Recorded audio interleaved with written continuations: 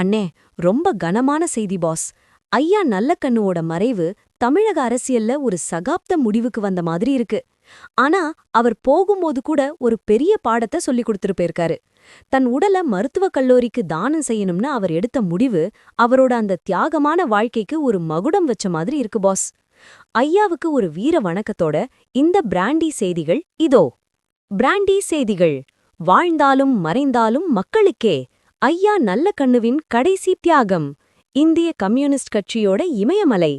ஐயா நல்லக்கண்ணு நம்மள விட்டு பிரிஞ்சிட்டாரு. 100 வயசு நெருங்கின அந்த மனுஷன் சாகர வரைக்கும் மக்களுக்காகவே வாழ்ந்தாரு. இப்போ அவரோட கடைசி ஆசையும் நிறைவேறப் போகுது. இதோ அந்த 7 நெகிழ்ச்சியான தகவல்கள். 1. சென்னை ராஜீவ்காந்தி அரசு மருத்துவமனையில சிகிச்சை பெற்று வந்த மூத்த தலைவர் நல்லக்கண்ணு ஐயா இன்னைக்கு இயற்கை எழுதினார். தமிழகமே சோகத்துல மூழ்கியிருக்கு. 2. அவரோட உடல் அரசு மரியாதையோட கௌரவிக்கப்படும்ல அரசாங்கம் அறிவிச்சிருக்கு. இது அவரோட நேர்மையான வாழ்க்கைக்கு கிடைச்ச மிகப்பெரிய அங்கீகாரம். 3. பெரிய விஷயம் 3. ஐயாவோட உடல் எரிக்கப்படவோ புதைக்கப்படவோ போறதில்ல.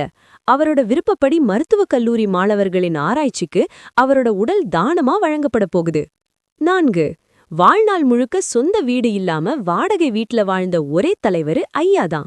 தனக்கு கிடைச்ச விருது தொகைகளை கூட கட்சிக்கும் மக்களுக்கும் அப்படியே அள்ளிக் கொடுத்த வள்ளல். 5. தவைக தலைவர் விஜய், முதல்வர் ஸ்டாலின்னு கட்சி பேதமில்லாம எல்லா தலைவர்களும் அஞ்சலி செலுத்திட்டு இருக்காங்க. ஆனா ஐயா மாதிரி ஒரு நேர்மையான தலைவரை இனி பார்க்க முடியுமாங்கிறது டவுட் தான். 6. Public opinion. அரசியல்னா வெறும் காசு பணம்னு நினைக்கிற இன்னைக்கு காலத்துல செத்த பிறகும் தன் உடம்ப தானம் செஞ்ச ஐயா தான் உண்மையான ஹீரோன்னு மக்கள் கண்ணீரோட சொல்றாங்க. 7.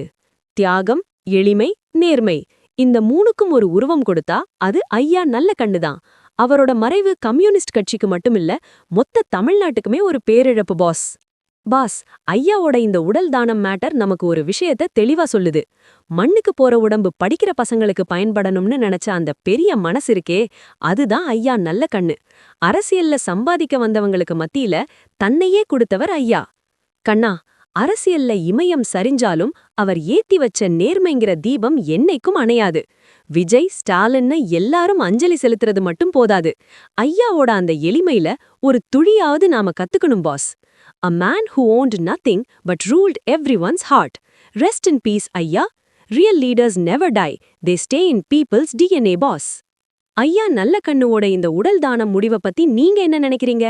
கமெண்ட் பண்ணுங்க. தமிழகத்தின் முக்கிய செய்திகளுக்கு தொடர்ந்து இணைந்திருங்கள். Stay tuned with பிராண்டி செய்திகள். Stay tuned. உண்மையை லவுடா சொல்லுவோம், குவிக்கா சொல்லுவோம். This is Angel Aruna signing off. Keep watching. Bye bye.